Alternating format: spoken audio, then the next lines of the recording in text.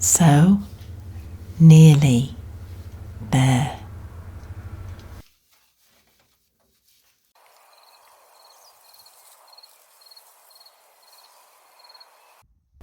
It's the beginning of a new week, the sun is shining, the blocks have been delivered, and the lads are still at it. It's a little switch at the back, the little lever you have to press as well, that releases the guard.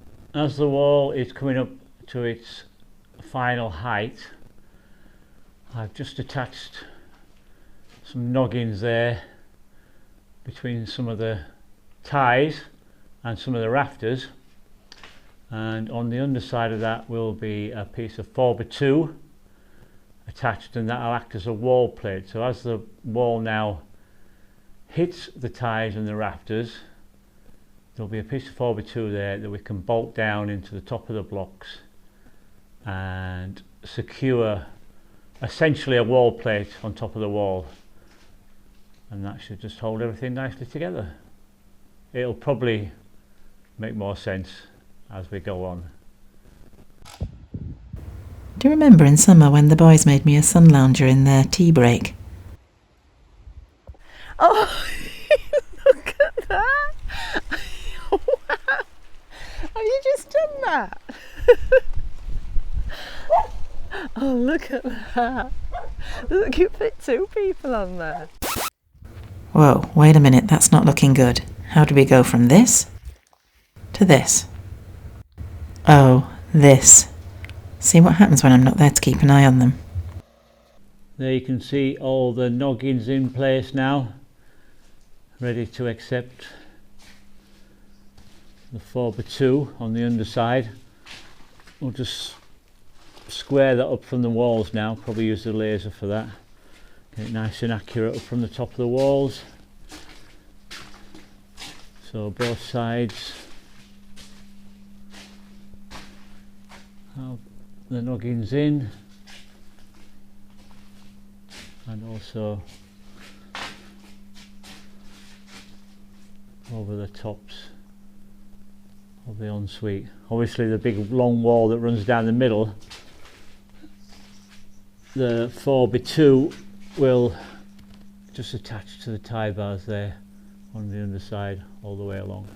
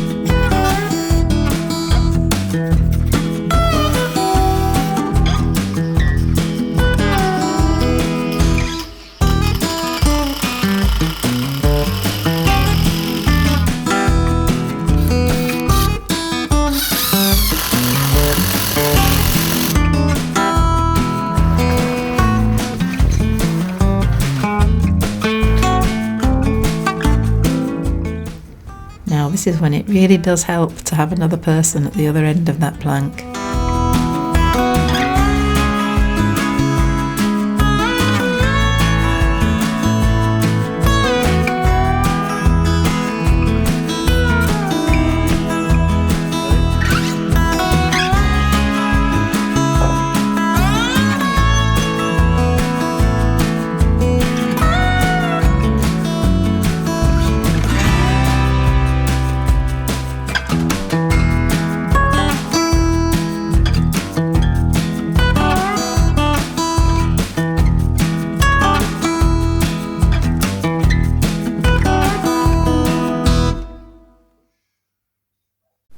You can see now where that wall plate has been screwed to the underside of the tie beams.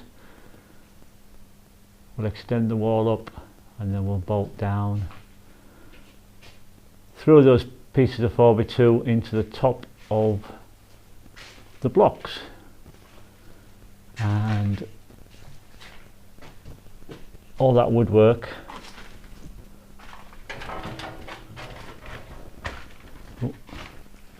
just follows square up from the wall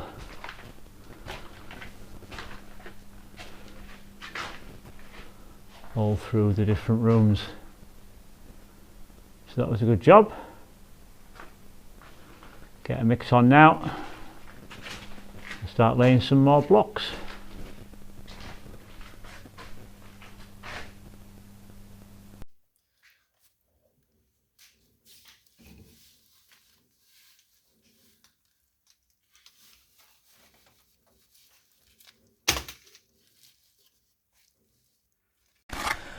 So this is the final stages up here.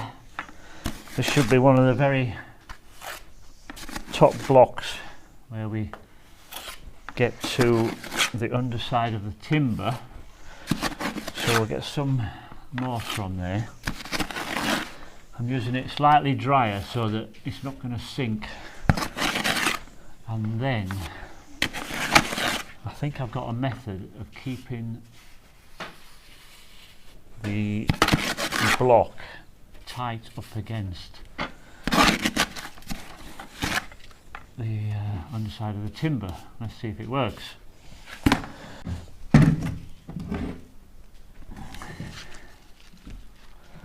So wiggle this block in here without scraping too much muck out. Maybe it comes from this end.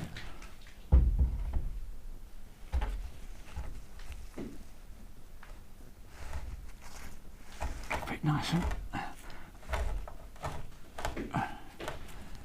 get it as hard up against there as we can. That's actually pretty good like that. But what I've done is I've got cut some wedges as well.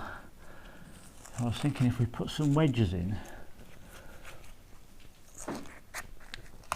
just to keep it up there, and then let it set for a while, we can come and it'll be just very similar to repointing afterwards. So hopefully that could be a method that works. Very good. So we'll carry on and we'll try and get the rest of this row done and the return there, and that'll be one side, well, one little room topped out.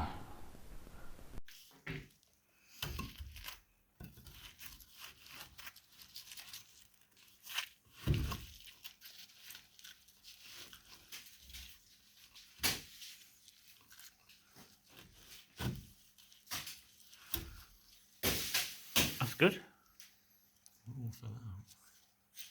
I know, but we'll be repointing it, so it's fine. That's good. Just needs to come towards me a bit. Just this end, close this gap. Treat this like a pointing exercise, and we'll go from both sides. We'll make sure we push as much mortar into that gap as we possibly can. Get it nice and firm in there. So as I say, a pointing exercise, not a pointless exercise.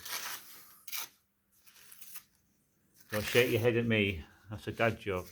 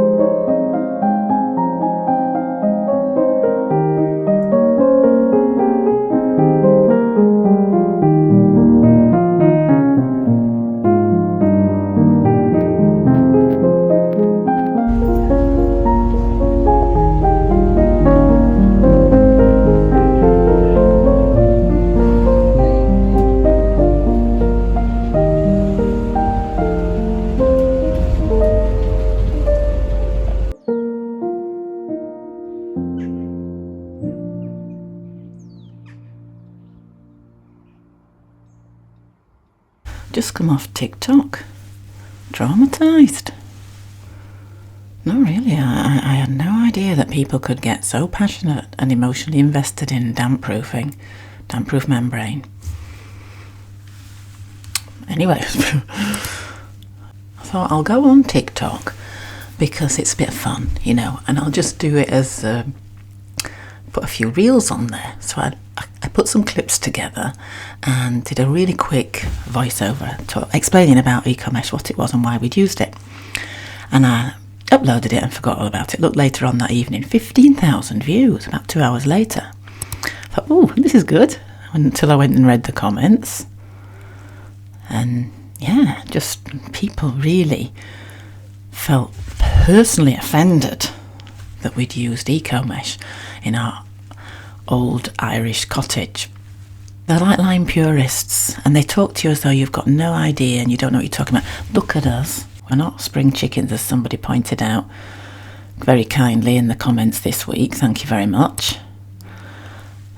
We've been around a bit, and we've lived in a few houses, mostly old houses, because we love the character of old houses. So we've learned quite a lot about dealing with damp, because damp and old houses go together. I've talked about this a lot before, and I don't want to spend too much time on it, other than to say the first thing people will say is cottages. Old cottages need to breathe. Well, they do need to breathe. We know that. The previous house we lived in had been concrete cement rendered, and this is what happens a lot. They do it in Ireland, they do it in all over the place. Our cottage, the hidden house, has been concrete rendered on the outside, traps water in. So that's the first thing not the first thing, it'll end up being a later thing that we'll do, but we will be taking that render off. We'd done it before with a 250-year-old house that was half stone, half cob, and we were advised to get the cement off, which we did, and we don't regret that one minute. We put lovely lime render on it, looked beautiful, but also it was the right thing to do and it could breathe. However, we also took the advice of lime rendering in the inside as well. The problem with that particular cottage was that it was partly subterranean. You'd step down into it. It was built against a hillside. We had this big rock in the corner where they just started using stone and building up from there. And the thing about stone is it's like a sponge. It just reflected the weather, and it rains a lot. If you live somewhere where it rains a lot, then you're never getting it properly dry. We did open out the fireplace, take all the plasterboard off the inside, and it had a modern little fire in, and we put a wood burner in there, and we lit the fire, and it did start to dry out. I made a video about this. I'll link it so that you can watch if you're interested. But the thing that we did that we would not do again is we lime rendered the back wall, and they told us, it'll take about 6 months or so, maybe 9 months to dry out. Well, 2 years later, we still had this damp tide mark, and I just thought, no, I can't live with that.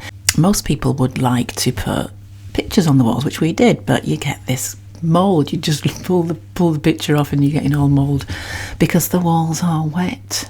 What lime does is it soaks up moisture. Who wants their walls to be wet because it's holding moisture? We didn't want that. So circulation, good circulation is, of course, the thing. I know that people will be saying that, and you're absolutely right. And in these old buildings, somebody put, it's been like they've done that for hundreds of years. Why start changing things now? Because life has changed now.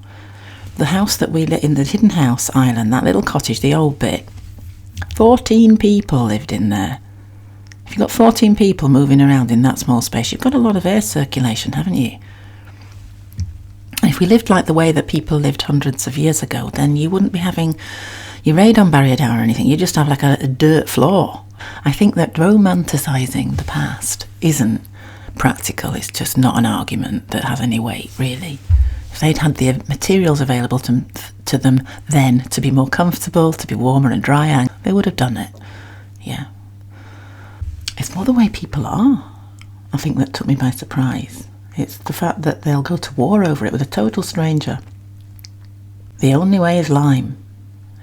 Lime is the way, the truth and the life. And there is no other way. And they are like religious zealots. Yeah. They're right, you're wrong. They even gang up on you. There was one guy, tag another person, like they did, tag them, come and see what these people are doing, like despair face emoji, and come over here and join in, let's give them a kicking. That's what it feels like.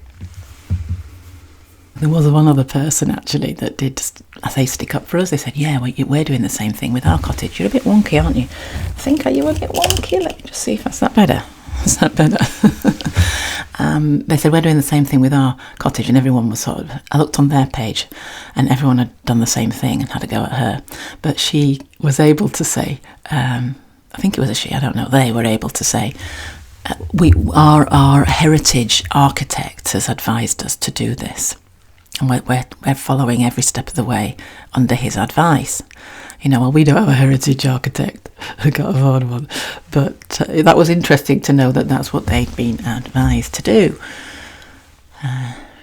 So anyway, that's what we've done. We've used it in 4 places. 3 houses and 4 places. This house I'm in now, I'm looking out at the church.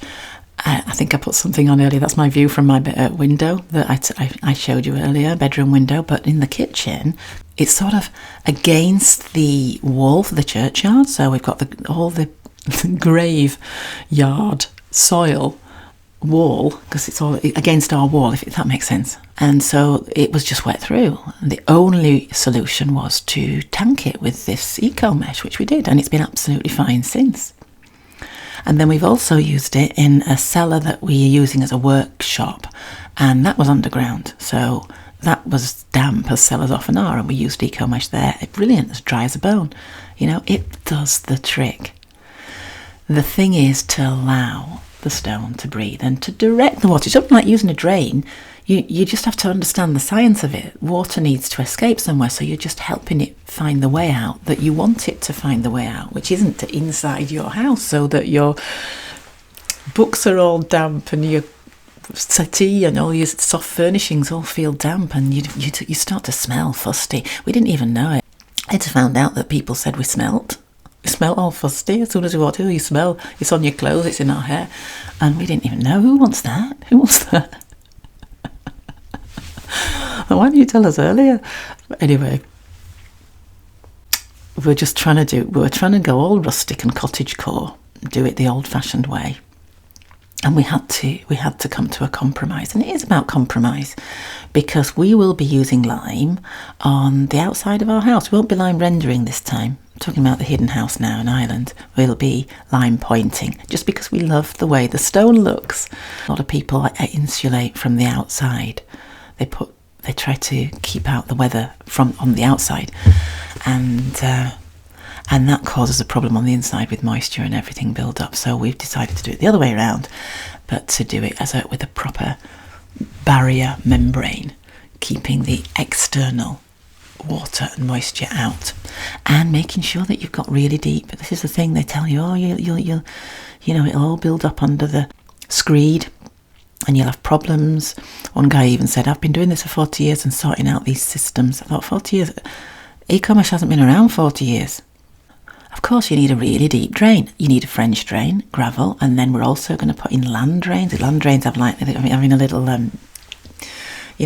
colander that has holes in it, so it will just let the moisture from rain and so on just seep away into the main drain, because we're going to have deep drains all the way around the house, directing water away, and we're also kind of elevated, so there'll be a natural drain off down towards a septic tank, and then down the hillside over that way. We thought it all through. There is method to our madness, so-called madness, but actually quite sensible, and it will work. And it's like, people don't even think, well, good luck to you, you do you and you do me. They've got to tell you you're wrong. Savage. So I'm a little bit bruised and wounded. I'm back here to my safe space with you lot, you lovely lot. Yeah, YouTube trolls are tame in comparison.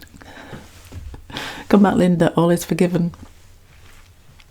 They're like the third division of trolling, whereas TikTok is in the Premier League. Anyway, that was my week.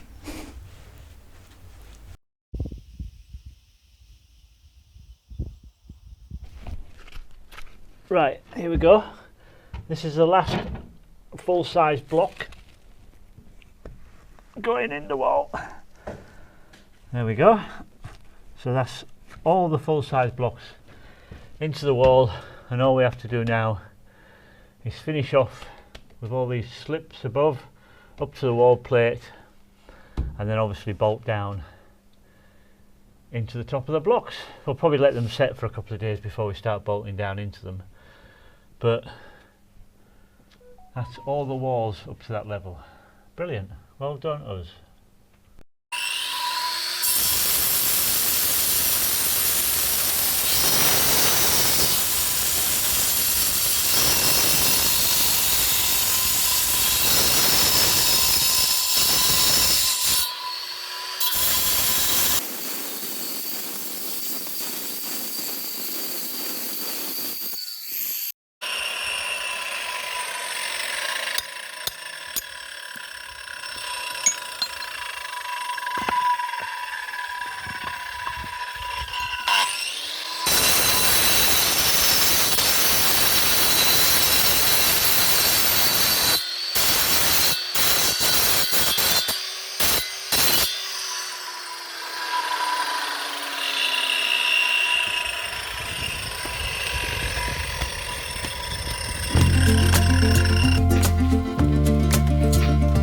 So that is it. At the time of uploading this video, the walls have been built all the way up to the ceiling.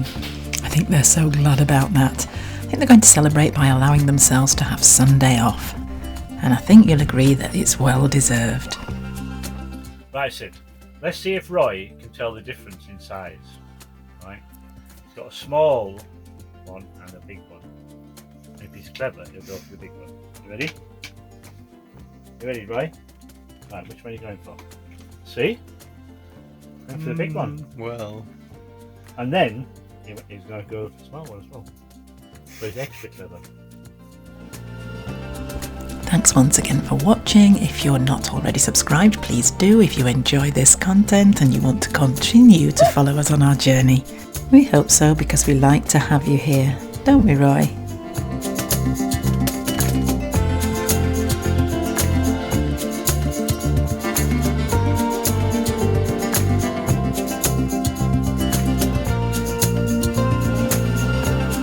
Have a good week, and we'll see you again next week. Same place, same time. Bye for now. Take care.